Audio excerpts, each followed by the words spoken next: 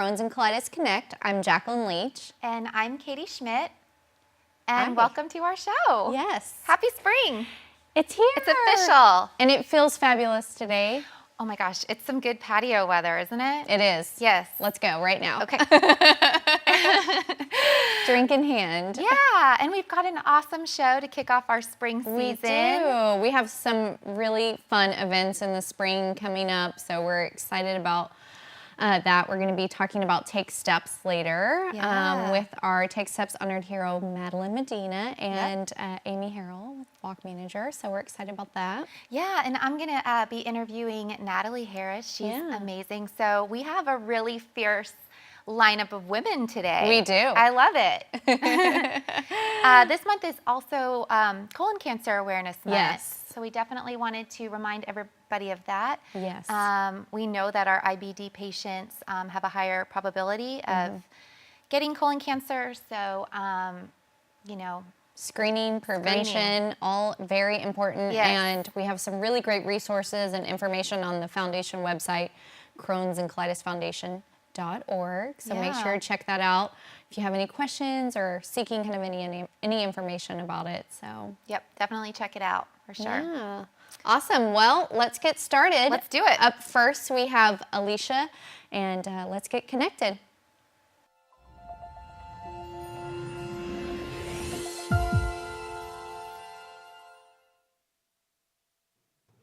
Hi everyone, I'm Alicia and I'm your education manager, and this month I want to talk to you about Camp Oasis. Yay!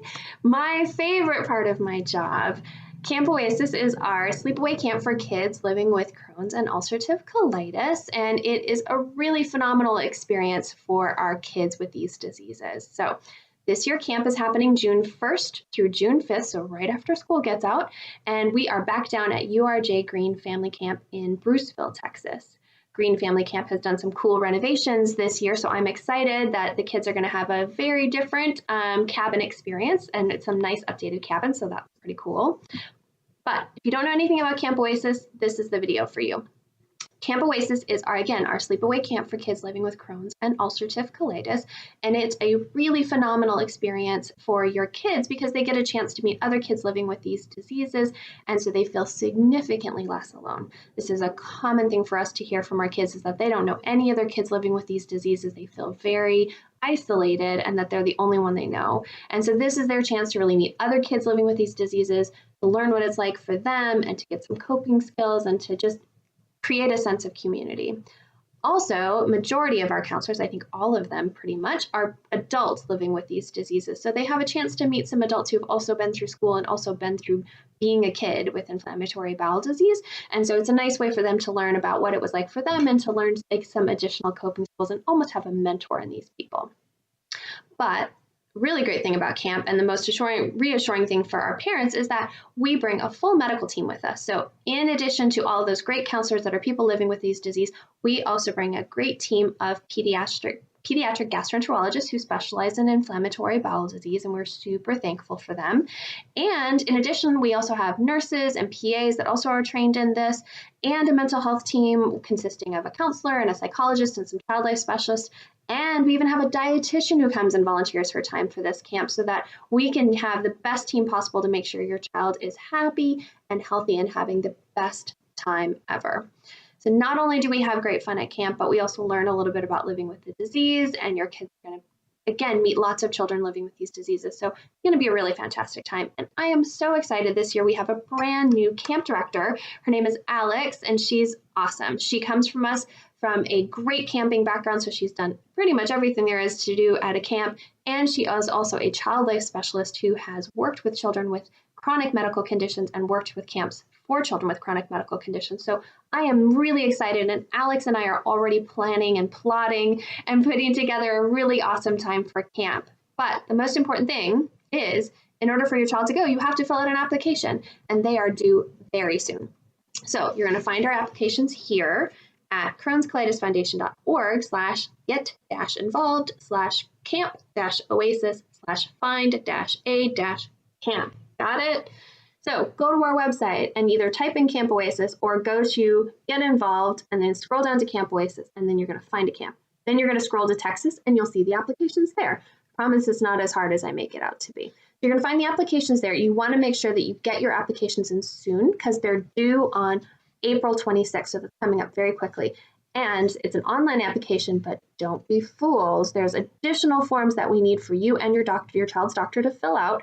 So you're going to need some time in order to get those filled out and returned to us. All of that needs to be in by April 26th. So get working on it if you haven't started already, because spaces are going fast and I want your child to have this really great experience. So if you have any questions at all, get a hold of me. Again, my name is Alicia Barron and I'm the education manager and I work with this camp. This is my camp. So call me up, let me know. Thanks so much. Bye, guys.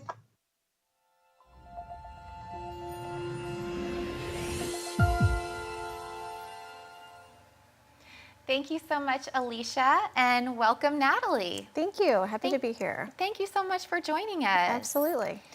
So, you're a patient. Yes, ma'am. Diagnosed over 20 years ago with Crohn's. Natalie, will you share a little bit about your journey with us? Well, a little bit. Let's see. Like you said, I was diagnosed a little over 20 years ago, and originally when I was diagnosed, I was being treated for the wrong area of my digestive tract, because Crohn's can impact you all the way from, your mouth all the way to the other end. Mouth to south. Right, exactly.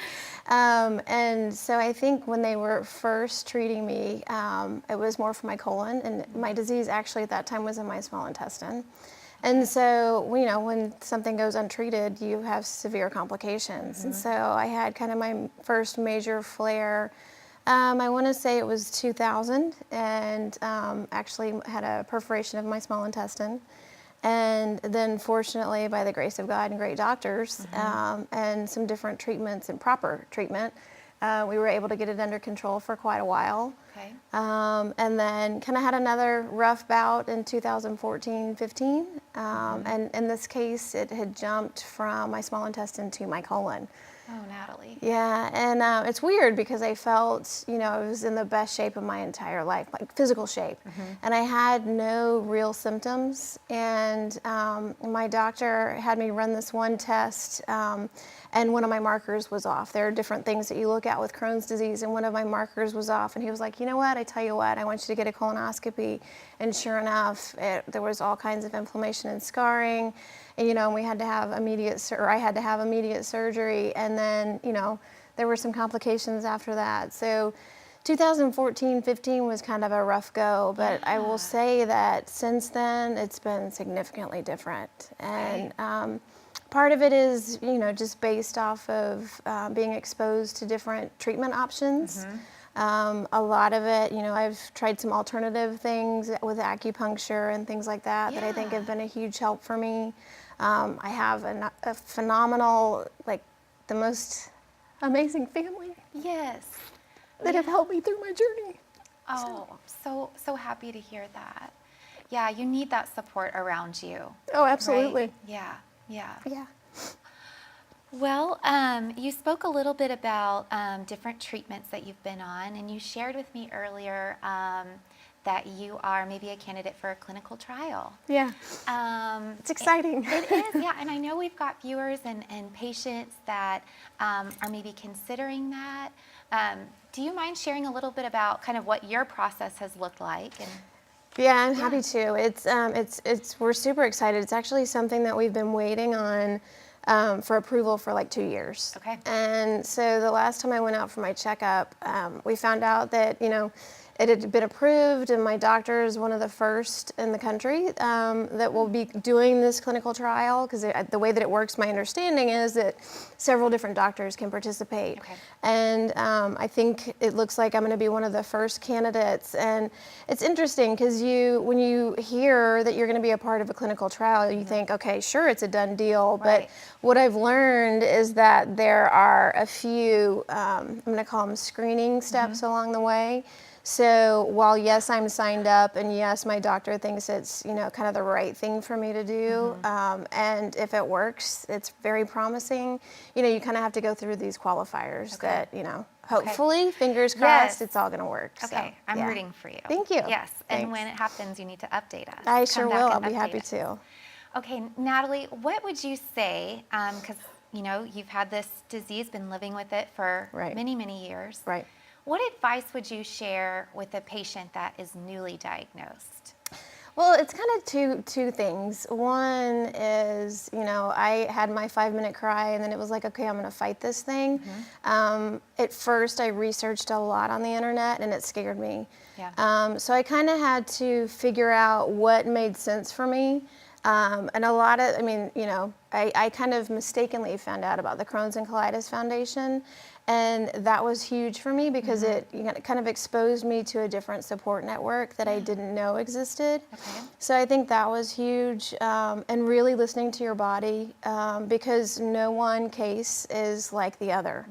And quite frankly, no one day is like the other. I mean, it can be different day to day, minute to minute. Yeah. So you really have to, be conscious and listen to your body and take care of your body. And I do have advice for parents because I think it was hard on my family, that, my mom would try to do things that she felt would be helpful. And sometimes it would be, and then, sometimes it wouldn't be. Like, for example, Thanksgiving holidays, she would prepare this wonderful meal, and sometimes I couldn't even take a bite of it. Yeah. And then sometimes it'd be totally fine. So I think from a parent standpoint, it's just being patient and realizing that, it's first of all, it's not your fault, but second of all, you can try different things, and unfortunately, it's different day to day. Yeah. So Yeah. it's not because of what you've done wrong. Right. It's just the nature of the disease. Yeah. Well, thank you. I know that our viewers appreciate hearing that. Thank you.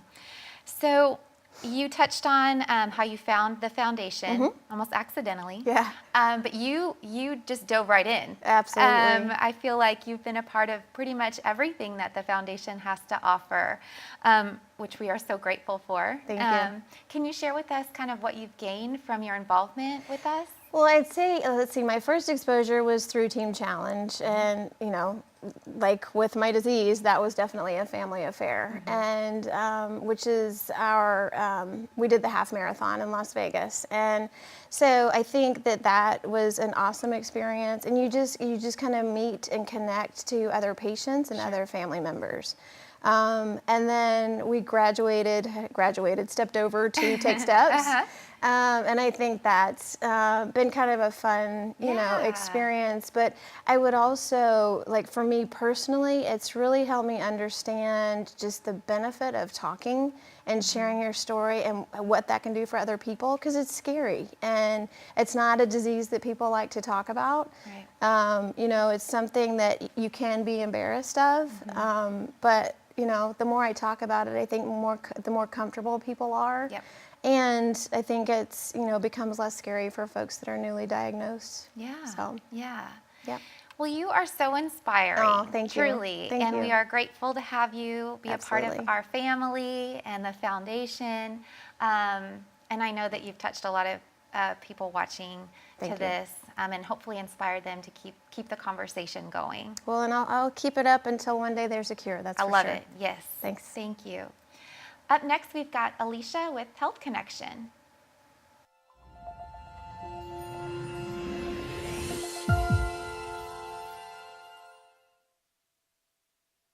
I'm Alicia, and I'm your education manager, and today I'm joined by Dr. Jason Howe from Baylor here in Houston. Sorry, Dallas, but I had to hit up one of my Houston doctors. And today we're going to be talking about anemia and IBD. So thank you so much, Dr. Howe, for joining us. Thank you for having me. And this anemia is one of your special research interests, am I correct? It is near and dear to my heart. That's interesting. Tell us a little bit about why this is something that people with IBD should know about. The anemia is very important because it has a lot of implications on how patients feel. And it's also a very commonly overlooked problem complication for patients with Crohn's and colitis. It was quite honestly not something that I was thinking about a whole lot until I started looking into it some more. Up to a third of patients or more with Crohn's and colitis also have anemia. And anemia is important because it can contribute to fatigue, as well as we know from the literature, patients with anemia have a higher rate of complications. They're more likely to go into the hospital, more likely to need surgery. So it's important because it's common. And number two is because it's actually relatively easy to address. Okay. How do you address it? So first off, you need to screen for it. Most doctors are fairly good at screening because it's part of routine blood work for almost any medication. If we have Crohn's or colitis, you'll be checking some blood tests that'll look for anemia. Okay. The most common cause of anemia is related to low amounts of iron or iron deficiency. And as the name implies, that's treated by giving iron. Mm-hmm. It's not hard to do, but it's tricky because a lot of times doctors are thinking about other things. They're thinking about their Crohn's and colitis activity, they're thinking about the inflammation, and anemia ends up falling down on the priority list because a lot of doctors think once we get the anemia treated, once we get the inflammation treated, the anemia go away. Right. That's partially true, but that actually doesn't mean you can't do something about the anemia right away. Right. So we've been trying to encourage doctors and patients to say, well, we know you're anemic, we know you're inflamed, we don't have to wait for your inflammation to be under control to address anemia, we can just treat the anemia now. And that can be given both by oral supplements or intravenous supplements. Okay, yeah, that seems really important because, boy, when you're anemic, you really feel bad, really fatigued and really kind of out of sorts. And so if you're already feeling bad because of your disease and you're feeling bad because of the anemia, seems like treating both at the same time makes sense. Yeah, absolutely. So speaking of that, you were part of our national office's initiative in creating an anemia care pathway for professionals. Can you tell us a little bit about that and what would a professional need to know about that? Yeah, so that was a very interesting project. That's where I really started getting into and learning more about anemia and IBD. The initiative stemmed from the fact, again, that this is common and the doctors, even at specialized IBD centers, were not very good at treating and being proactive about managing anemia. So the project started with surveying providers about how they viewed anemia, how they measured it, what they did about it. And that's where we got a lot of understanding. We did focus groups around the country and understood that doctors they know it's a problem, but they didn't do anything about it. Right. Then there are some common misconceptions about anemia treatment. Oral iron supplements are very easy to get, but it can cause, at least the current ones available, can cause a lot of GI upset, which is not something GI docs want to do in a patient who's inflamed, to give you more abdominal pain and nausea. And the old intravenous supplementations used to cause, were associated with things called anaphylaxis, which is severe allergic reaction. So a lot of doctors have those old formulations in mind or were worse. Well, if I can't give the pills because it makes them hurt their stomach, give them a stomach ache, but then I don't want to cause a serious reaction, then we'll just wait. And that's really what we understood from doing all the focus groups. So we realized there's a lot of educational opportunities saying, well, there are patients who could tolerate oral iron, and also patients who may need intravenous iron, that there are newer formulations where that risk of anaphylaxis, it's not zero, but is much lower than the old types we had. Okay. I think if I remember looking at this care pathway, it sort of walks providers through that. It kind of says, here, if you start here, here's the next sort of steps you can take, and here's what happens. Is that right? Exactly. So the purpose of a care pathway is a little different from what we call a clinical guideline. It's incorporating not just what should be done or what shouldn't be done, but trying to explain it in a practical way for the doctor to incorporate into their practice. We're designing it as a part of a larger project of IBD Chorus. So what we're working on now is we've published the recommendations for the anemia care pathway in the IBD journal last year, actually 2 Januaries ago. But what we're working on now is incorporating it into the larger IBD Course project to automate the system. So patients who are participating in Course and providers who are participating in Course can actually get information automatically sent to them. Patients will be prompted to be asking questions about anemia and about their follow-up, what treatments are on, giving them education as they go through their participation in Course. And that's what we're working on, so that, again, our vision and our goal for this would be completely automatically incorporated into routine care. Great. Yeah. We'll definitely talk about IBD Chorus another day because that's a huge one to unpack, but really exciting time. So I think that's our time for today. So thank you so much, Dr. Harrell. We really appreciate you standing in for us and teaching us more about anemia. So thanks so much, guys. See you later.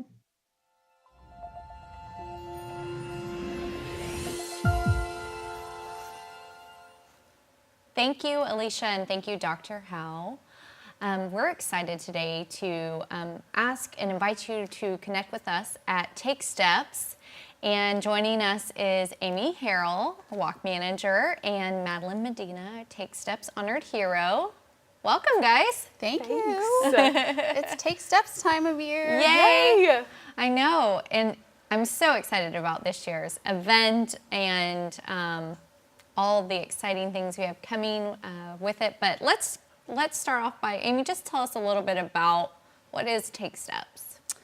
Well, Take Steps is actually the Foundation's largest fundraising and awareness event.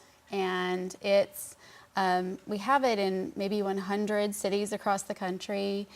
And it's a day where patients come together with loved ones and providers and really their whole network to be together.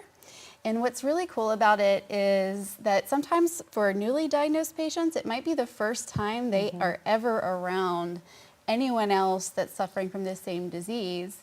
And so it can be transformative in that way. And we just have such a wonderful IBD community out there.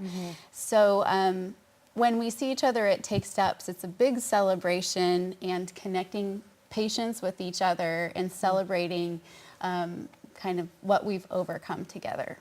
So, That's awesome. Yes. And Madelyn, you know, Amy mentioned sometimes the walk is the first kind of introduction to the IBD community and the foundation. How did you become involved with Crohn's and colitis? Actually, Take Steps. Okay. I was introduced by my doctor to the Crohn's and Colitis Foundation. They just gave me a big packet of information and was like, here, look at this. And I Googled it and I found the walk and I made my whole family sign up and come with me. Awesome. And is this your third walk? Yes, this year will be my third walk. Okay. Great, great. And you are our honored hero this year. What does that mean to you? It's kind of crazy, especially following someone like Natalie from last year. It's an amazing opportunity and I just feel super blessed. But the foundation has done more for me than I could ever do for them. So for y'all. Oh, thank you. We're so excited to have you. And I mean, there's so many really powerful stories to share, and yours is one of those. And so we're grateful for you to be able, you know, your willingness to share your story and really inspire others. And I hope you think of it that way, because you definitely are. All right. Well, Amy, tell us what we can expect. We have the Dallas Take Steps Walk coming up on May 5th, Cinco de Mayo. right around the corner. Right. What can we expect for this year? What's new? Well, what's new is, first of all, we've changed our venue and we have the walk that's at the Baylor Scott and White Sports Performance Center at the Frisco Star. It's a mouthful.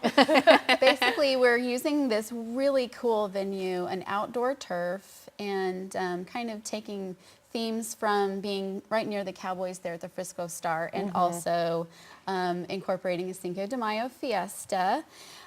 So that's the biggest change.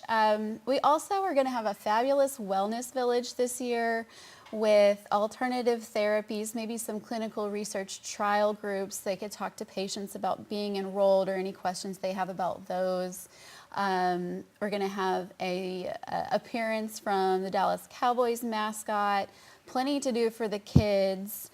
And the walk is about a mile, but we're going to go right past the practice facilities of the Dallas Cowboys, so we might have a sighting, you know. But yeah, it's really, we're excited to amp it up and bring it to the Frisco Star this year, and see a lot more people come out than we did last year. Awesome. And I know we have some graphics being shown, but we have a graphic of where they can, with the details of the event and the registration link to go ahead and get signed up. And how would someone participate? What should they do? Well, there's two options. You can sign up and walk as an individual or form a team. And really just go to our website, cctakesteps.org/Dallas2019. Registration is free. And then you'll start getting all of my fabulous communications I'm so good at. You might get a shout out on Facebook. I really love to post on Facebook. It's the Take Steps North Texas Facebook page. Awesome. Awesome. It's going to be a great event. And we should also share that you have a golf tournament coming up to raise money for your walk team and Take Steps. So tell us more about what's happening with that? So my team is hosting a golf tournament at Water Chase Golf Course on April 12th, so it's coming up really soon. Yes. I'm super excited, and we just wanted a fun way to get people involved, and having people come out to a golf tournament is a great way to just share more information about the foundation and IBD. And so I'm super Awesome. excited. Are you still accepting golfers? Yes, we are still Okay. accepting golfers. Great. Our link is all over Facebook. Okay. We'll share that today. We'll make Perfect. sure Thank that you. to help get the word out. Yes. So we can get some more people to the tournament for you guys. So awesome. And Yeah. this Saturday, we also have our kickoff coming up. That's right. Which is at the Allen Americans Hockey, the Allen Event Center at 7:05. So it's kind of an awareness night that the Allen Americans have organized for us. Madelyn will be featured during one of the timeouts. Cool. And we're just going to watch the hockey team take on the Utah Grizzlies. Not sure much about them. Nope. Me either. But I'm going to be there rooting for the Allen Americans and Yeah. for Crohn's and Colitis. Awesome. Well, that's great. Well, thank you guys so much for coming and talking about Take Steps. We should also just share, if you're not in the Dallas-Fort Worth community, we do have walks in Midland. We also have a walk in Oklahoma City this fall. And Fort Worth will be here before we know it. So you can get more information at cctakesteps.org. Again, there is information about the Dallas Take Steps coming up on May 5th. And connect with us, you guys. Thank you so much to our sponsors right there who are making it all happen. We're Yes, grateful thank for the you. support. And well, that really wraps up our show today. I want to thank Amy and Madelyn and again Natalie for being on. And you guys join us next month for our Crohn's and Colitis Connect.